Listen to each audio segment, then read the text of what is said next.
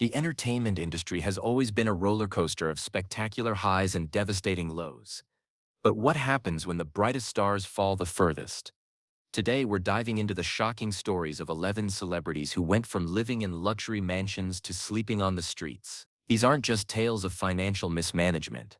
They're cautionary stories about how quickly fortune can turn to tragedy.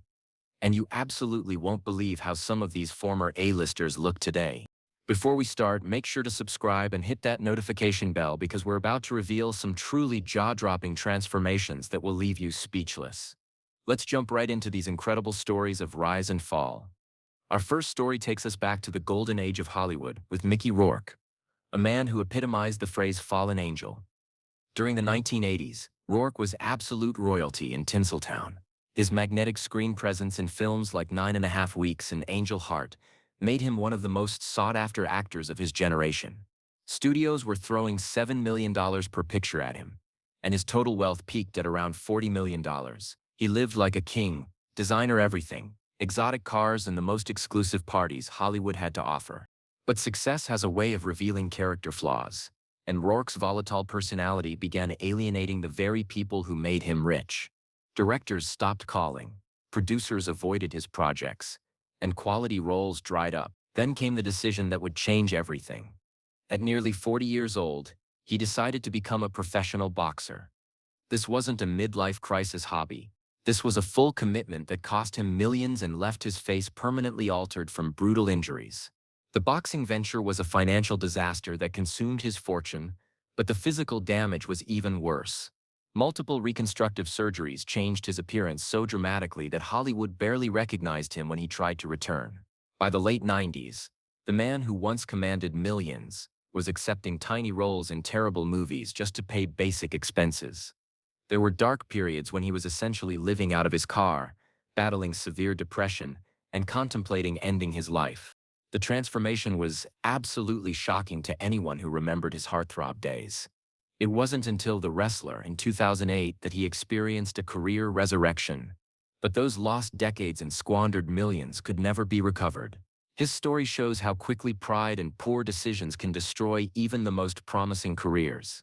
Gary Busey's tragedy is particularly heartbreaking because it involves circumstances partially beyond his control. During the 70s and early 80s, Busey was building a solid reputation as a character actor with serious dramatic chops. His portrayal of Buddy Holly earned him an Oscar nomination and established him as a respected performer with a net worth approaching $10 million.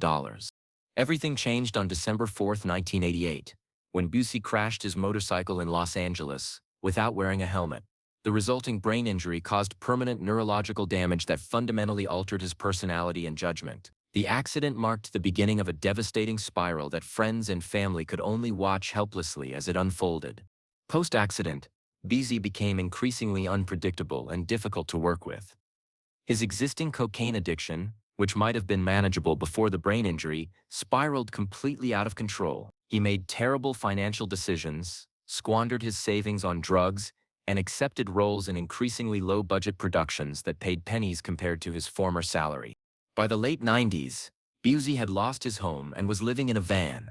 The respected actor who once earned Oscar recognition was reduced to making appearances at car shows and small-town festivals for a few $100s. His bizarre public behavior became tabloid entertainment, further damaging his reputation and making him essentially unemployable in serious productions.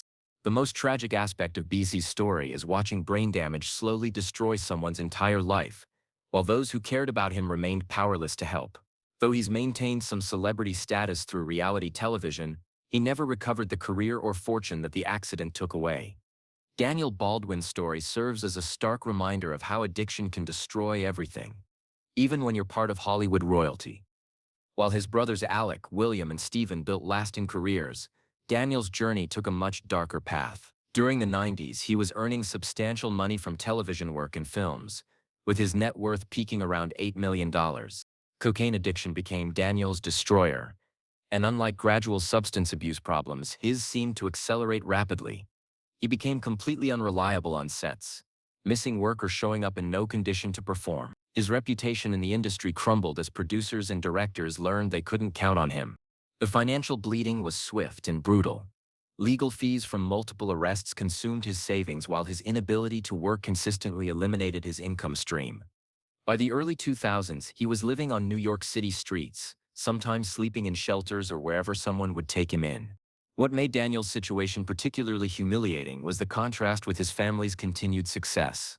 While his brothers thrived in Hollywood, Daniel was reduced to panhandling and struggling with basic survival. Paparazzi would occasionally spot him in disheveled condition, creating cruel tabloid stories about the fallen Baldwin brother. The cycle of addiction, homelessness, and legal troubles became self-perpetuating.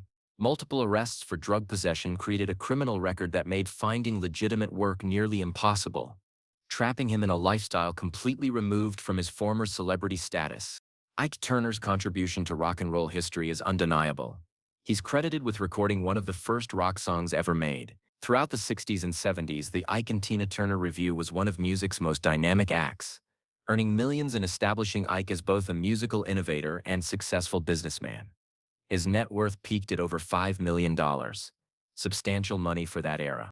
However, his empire was built on a crumbling foundation of abuse and addiction.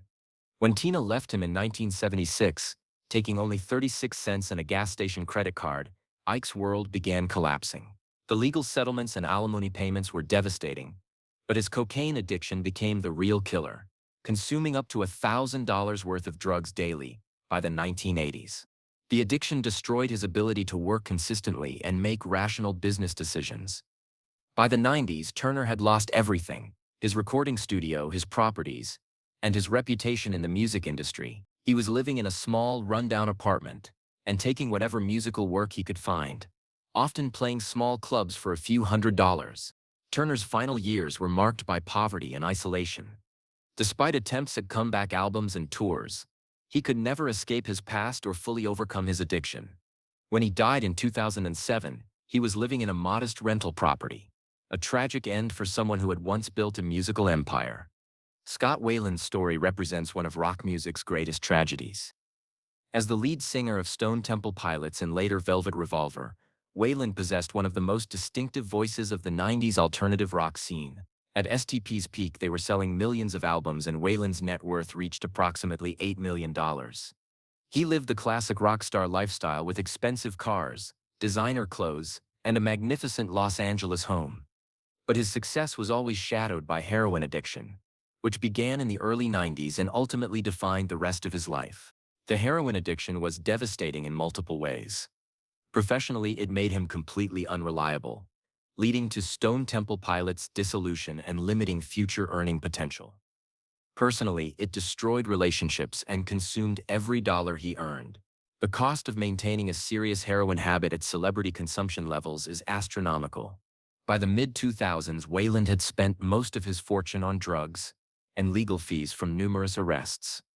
Multiple rehab attempts cost hundreds of thousands, while drug possession charges resulted in expensive legal battles. His erratic behavior led to costly tour cancellations and lost recording contracts. In his final years, Weiland was essentially homeless, staying with friends or in cheap motels when he could afford them. The commanding presence who once filled arenas was reduced to playing small venues for modest payments that immediately went to drug dealers. His appearance became increasingly gaunt and disheveled, shocking fans who remembered his charismatic stage presence. When Weiland died in 2015 on his tour bus, he had only $2,000 to his name. The man who once commanded millions was found in a tiny bunk, having spent his final years living as a nomad, chasing the next high and the next small paycheck. Courtney Love's story is particularly complex because her wealth came from multiple sources: her musical career with Hole and her inheritance as Kurt Cobain's widow. When Cobain died in 1994, Love inherited his share of Nirvana's catalog, worth tens of millions and generating substantial ongoing royalties. At one point, her net worth exceeded $50 million. Love's lifestyle was extravagant even by rock star standards. She spent enormous amounts on designer drugs, expensive clothes, luxury travel, and multiple homes. Her substance abuse included heroin, cocaine, and prescription medications, often consumed in quantities that would be fatal to most people. The cost of maintaining such extreme addiction, combined with reckless spending on other luxuries, began draining even her substantial inheritance. Legal troubles compounded her financial problems exponentially. Multiple lawsuits, including disputes over Cobain's estate, custody battles over their daughter Frances Bean, and various civil suits resulted in millions in legal fees. Her erratic behavior led to lost opportunities and canceled projects, reducing her earning potential. By the mid-2000s, Love had burned through most of her inheritance. She was forced to sell homes and possessions to maintain her lifestyle and pay mounting debts. There were periods when she was essentially couch surfing, staying with friends because she couldn't maintain stable housing. The most tragic aspect is that Love squandered not just her own money, but her daughter's inheritance as well. Frances Bean eventually had to take legal action to protect what remained of her father's estate from her mother's spending. The woman who had once been rock royalty found herself fighting for scraps of the fortune she had inherited. Mike Tyson's financial collapse is perhaps the most well-documented celebrity bankruptcy in history. At his boxing peak in the late 80s and early 90s, Tyson was earning 30 to 50 million per fight, with a total net worth exceeding $300 million. He was the youngest heavyweight champion ever and seemed destined for lasting wealth. Tyson's spending was as legendary as his boxing. He owned multiple mansions, including a 52-room Connecticut estate with gold-plated fixtures and a pool shaped like his initials. His car collection included dozens of luxury vehicles. He kept Bengal tigers as pets, spending $70,000 annually just on their care. And his jewelry collection was worth millions. The financial bleeding accelerated through his massive entourage, which included over 200 people on his payroll. Hangers-on, supposed friends, and unscrupulous advisors all took their share. His promoter Don King was later accused of stealing millions through manipulative contracts and financial arrangements. Tyson's personal problems compounded everything. His 1992 rape conviction led to 3 years in prison during which he couldn't earn money but continued having massive expenses. Legal fees, settlements, and lawsuit costs consumed millions more. By 2003, Tyson was forced to declare bankruptcy despite earning over $400 million during his career. He owed $23 million to the IRS alone, with total debts exceeding $50 million. The man who once lived like royalty was reduced to fighting in small venues for modest purses, with most earnings going directly to creditors. Dorothy Hamill's story proves that even America's most beloved athletes aren't immune to financial ruin. After winning Olympic gold in figure skating in 1976, Hamill became one of the most recognizable faces in American sports. Her distinctive wedge haircut became a national trend, and she parlayed Olympic success into lucrative endorsement deals and business ventures. At her peak, Hamill earned millions annually from various sources. She owned the Ice Capades and had major brand endorsements, with her net worth estimated around $10 million in the 1980s. However, her financial troubles began with poor business decisions and bad investments. The Ice Capades, purchased in 1993, proved to be a money-losing venture costing her millions. The ice show industry was declining, and enormous overhead costs of touring with large casts quickly consumed her savings. Personal problems compounded her financial troubles as Hamill struggled with depression and chronic pain from skating injuries. By the early 2000s, Hamill had lost most of her fortune and was struggling with basic expenses. She was forced to sell personal memorabilia, including her Olympic gold medal, to raise money. America's former skating sweetheart was living in a small apartment and taking whatever work she could find in the skating world. Lawrence Taylor revolutionized the linebacker position and earned millions during his 13-year career with the New York Giants. His success translated to enormous paychecks and endorsement deals, with his peak net worth estimated over $20 million. However, his cocaine addiction, which began during his playing career, would ultimately consume everything. The addiction was incredibly expensive to maintain. Taylor later admitted to spending thousands daily on cocaine, often going on binges lasting days or weeks. The drugs affected his judgment, leading to poor financial decisions and investments in questionable business ventures. After retiring, Taylor's earning power diminished significantly while his expenses and addiction remained constant. He went through savings quickly and began accumulating massive debts. There were periods when he was essentially homeless, staying with friends or in cheap motels while struggling with addiction. Tonya Harding's fall was sudden, public, and complete. Before the Nancy Kerrigan incident in 1994, she was one of America's most promising figure skaters with potential for significant earnings. The attack on Kerrigan, orchestrated by Harding's associates, destroyed her career overnight. She was banned from competitive skating, lost all endorsement deals, and became a pariah in her sport. Legal fees from defending criminal charges consumed her savings. Without skating income, Harding worked as a waitress, house painter, and even tried professional boxing as a desperate money-making attempt. Her living situation became increasingly precarious, moving between trailer parks and small apartments, a dramatic calm down from elite athlete status. The psychological toll was perhaps worse than financial hardship, as she went from celebrated athlete to one of the most reviled figures in American sports. Willie Ames experienced early fame as a teen actor in shows like Eight is Enough and Charles in Charge. During his peak 80s years, he earned substantial television money with a net worth of several $1 million. His downfall began with cocaine and alcohol addiction that started as recreational Hollywood party use but quickly became consuming. As his reputation for unreliability spread, job offers became fewer and smaller. By the early 2000s, Amos had lost everything and was living under a bridge in Kansas City, having traveled there desperately trying to start over, but instead finding himself homeless and destitute. These stories serve as powerful reminders that fame and fortune provide no immunity from life's darkest challenges.